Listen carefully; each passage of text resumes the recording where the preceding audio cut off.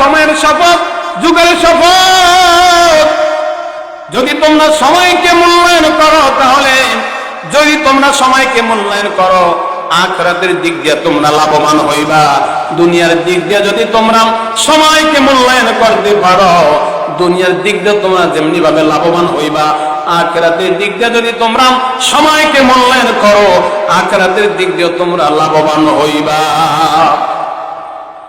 দেখবেন যারা কৃষি কাজ করে, ব্যবসা বাণিজ্য করে, সময় বুঝে কৃষক যদি তার জমিতে আগাছা পরিষ্কার না করে, কীটনাশক ঔষধ ব্যবহার না করে, তার ফসল ভালো হয় না।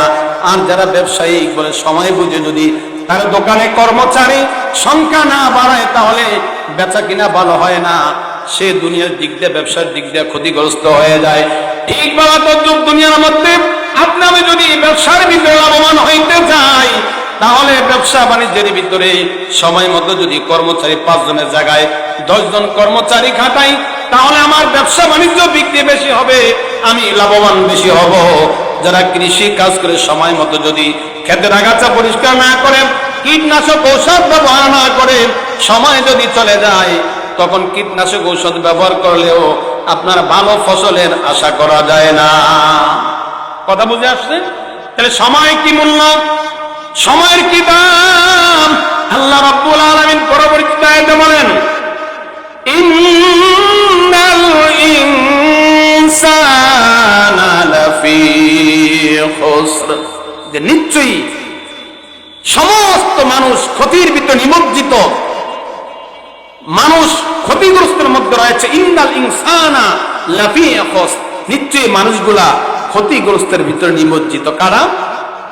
ইল্লাল্লাযীনা আমানু ওয়া আমিলুস সালিহাত ওয়া তাওয়াসাউ বিল হাক্কি ওয়া তাওয়াসাউ বিস সাবর। আল্লাহ রাব্বুল আলামিন পরবর্তী আয়াতে 4টা কর্মসূচির কথা বলেছেন। তাফসিরে নুরুল কোরআনের ভিতরে সুন্দরভাবে ব্যাখ্যা দেওয়া আছে, বলে 4টা কর্মসূচি দিয়েছেন। এই 4 কিসমের মানুষ ব্যতীত সমস্ত মানুষগুলাই ক্ষতিগ্রস্ত। 1 নম্বর কর্মসূচি হল ইল্লাল্লাযীনা আমানু, যারা ঈমান এনেছে, ঈমান আনার পরে কি করবে? ওয়া আমিলুস সলিহাত, নেক আমল করবে। 3 নম্বরে বলেন ওয়া তাওয়াসাউ বিল হাক্কি, সত্য কথা বলবে।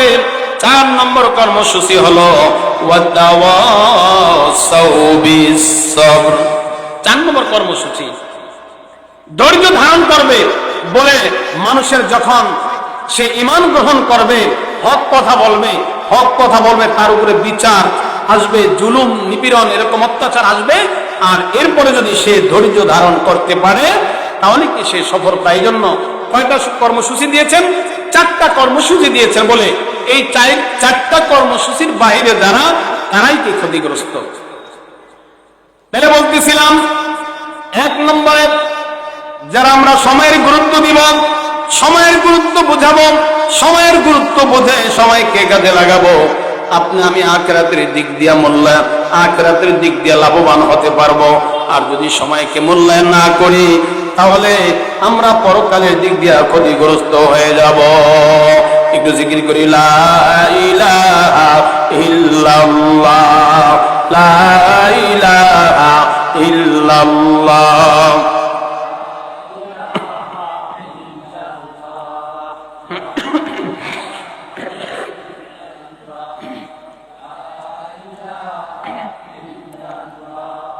লা ইলাহা ইল্লাল্লাহ, লা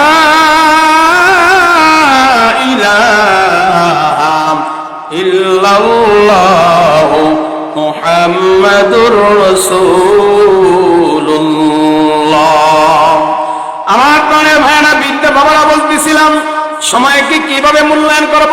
বলে মসজিদে যখন মুয়াজ্জিন আযান দিয়ে দেয়, মুসলমানের দায়িত্ব হলো কাজ কর্ম রেখে দিয়া একমাত্র আল্লাহর হুকুম পালন করার জন্য পবিত্রতা অর্জন করে আল্লাহর ঘর মসজিদে হাজির হয়ে যাওয়া, ঠিক কিনা?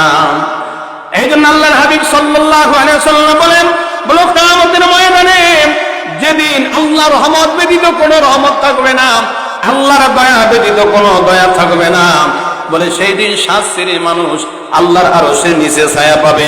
কয় শ্রেণী মানুষ? 7 শ্রেণীর মানুষ আল্লাহর আরশের নিচে ছায়া পাবে। এর মধ্যে হলো 1 নম্বর ব্যক্তি আল ইমামুল আদিল, ন্যায়পরায়ণ বাদশা।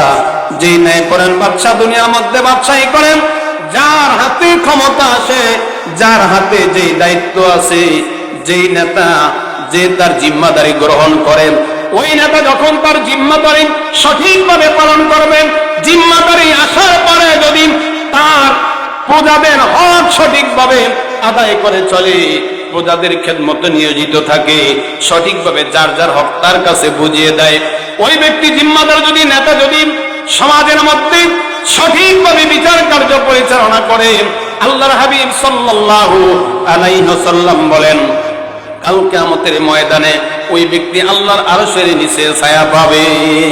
আল ইমামুল আদিল, ন্যায়পরায়ণ বাদশা।